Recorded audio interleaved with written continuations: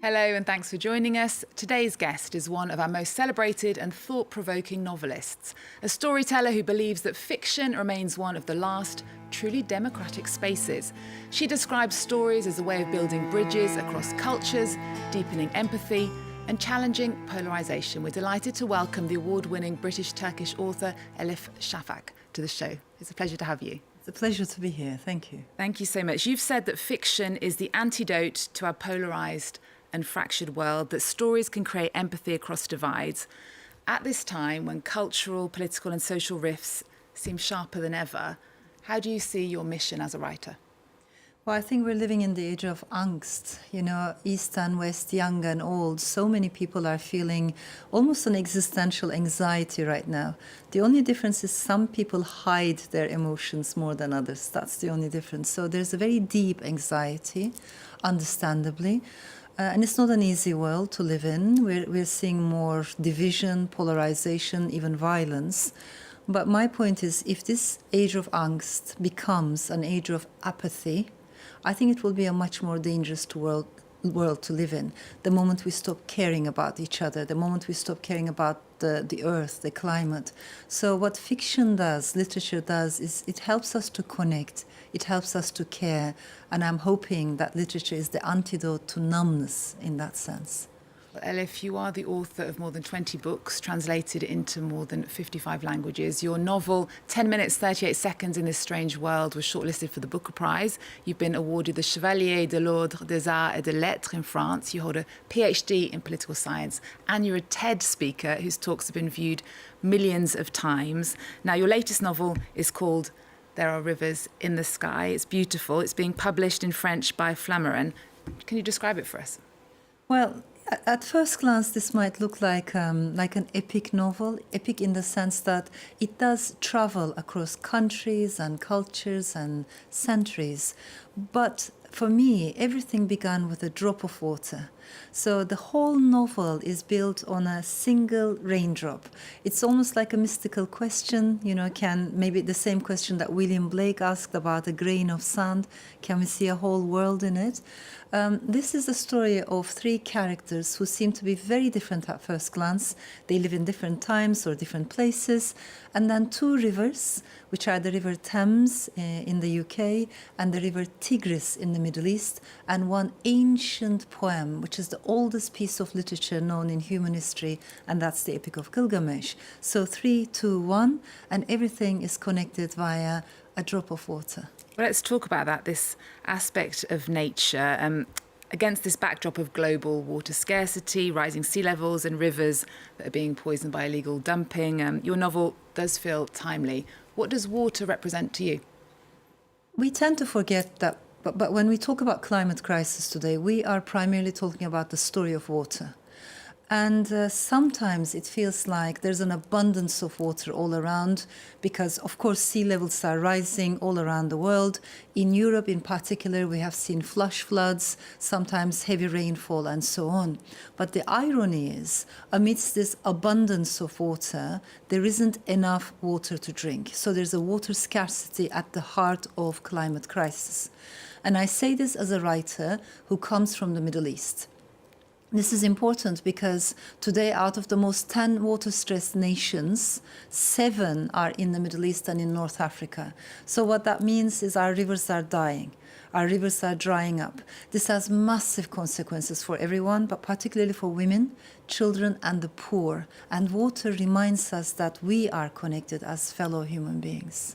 Now, the book is a very big time-spanning journey through this single drop of water from ancient Mesopotamia to Victorian London to contemporary Iraq. Where did you find these characters?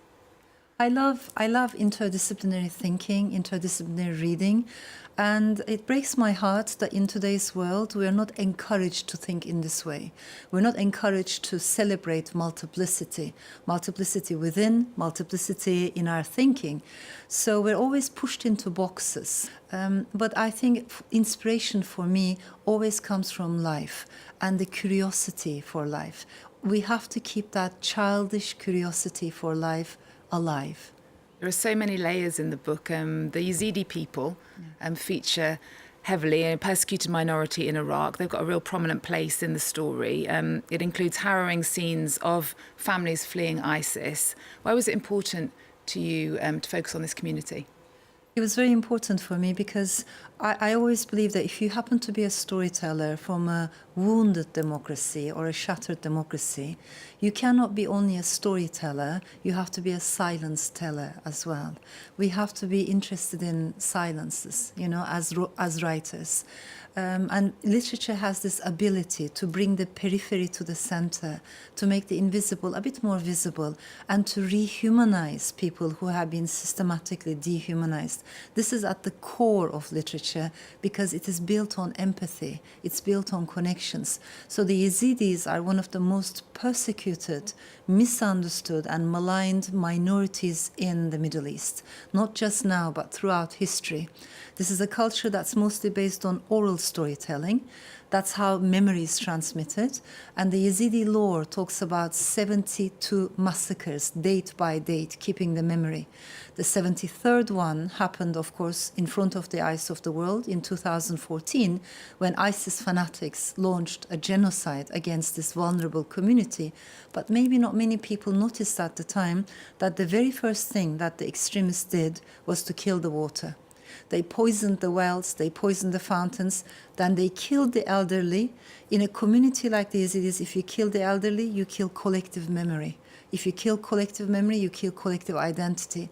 Then they killed defenseless men and they kidnapped women and children. As we're speaking right now, 10 years later, there are still more than 3,000 women missing, unfortunately treated as sex slaves. So in that sense, the Yazidi genocide is still going on, and I think it's important to give voice to these silences. That's always been something that you've done throughout your work. You did write this book in English, but before moving to London in 2006, you published 10 books in Turkish, including The Bastard of Istanbul, which addressed the Armenian genocide. Now, that novel brought acclaim abroad, but prosecution in Turkey, where you were charged with insulting Turkishness. You were acquitted for that. Later, 10 minutes, 38 seconds in This Strange World, and the gays were investigated for obscenity. You said that being a novelist in Turkey is heavy, and being a novelist, a female novelist, is even heavier. Tell us then, why did you finally decide to leave? Well, I feel very attached to the people in Turkey, the language, the culture. You know, of course, it's the language of my childhood, my grandmother. So there's always an emotional connection. However, when you don't have freedom of speech, it is very difficult to breathe as a writer. Novelists, we need freedom, you know. Whereas in Turkey, whatever you touch, from history to sexuality to gender, you might offend the authorities, and in a day you might find yourself in trouble. You know, you can be sued, you can be put on trial or demonized, called a betrayer, and so on. All of which I have experienced. It was also a little bit surreal, to be honest, because for the first time, an article in our constitution was used against a fiction writer.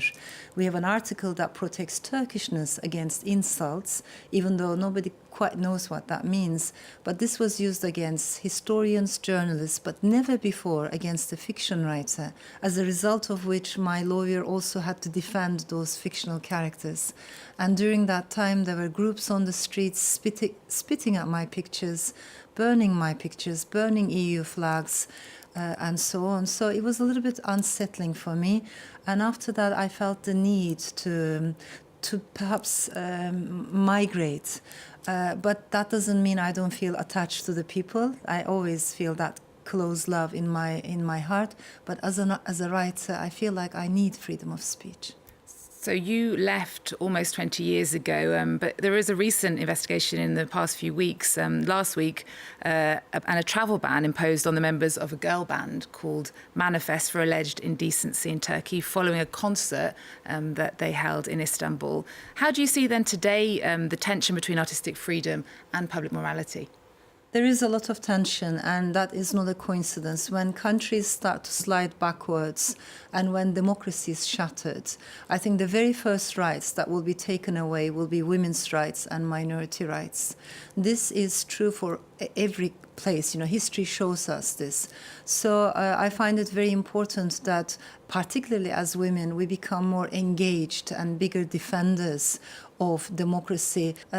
These are important issues, and I think we need to be defending not only artistic freedom, but also women's rights wholeheartedly and passionately. And so writing in English, which you do now, you have found more freedom. Well, I think when I write in English, there's a little bit of cognitive distance, and that gives me a sense of freedom. My connection with the English language is more intellectual, more cerebral. As you can hear in my accent, I'm not a native speaker in the English language. This is an acquired language for me. I'm an immigrant in the English language, just like I'm an immigrant in the UK. Whereas my connection with the Turkish language is more emotional. I value both. Beyond your novels, you're a public voice. You've delivered TED Talks, you write opinion columns, you've got 1.6 million followers on social media. How do you see your role then as a novelist and a public intellectual? Do you keep them very far apart, or are they linked? If you happen to be a novelist from, again, a wounded democracy, you don't have the luxury of saying, I don't want to talk about politics. I don't want to talk about what's going on in the world. There's an urgency to this moment, and I think we all need to talk about core issues like human rights, women's rights, equality, dignity, and how do we build a better life, a better future. So the public space is important. I love doing literary events, and I think the novel is one of our last democratic spaces in which everybody is welcome. We need these spaces. We need spaces of empathy, and to be honest, we need bridge builders, because it is a world that is constantly being fractured. So I cherish and treasure the fact that literature builds bridges, and that has a public aspect, and that's important for me. Okay. Elif Shafak, thank you for being a bridge builder. It's been a pleasure to have you on the show. On Arts 24, There Are Rivers in the Sky is out in French, published by Flammarion. Thanks for joining us. See you next time.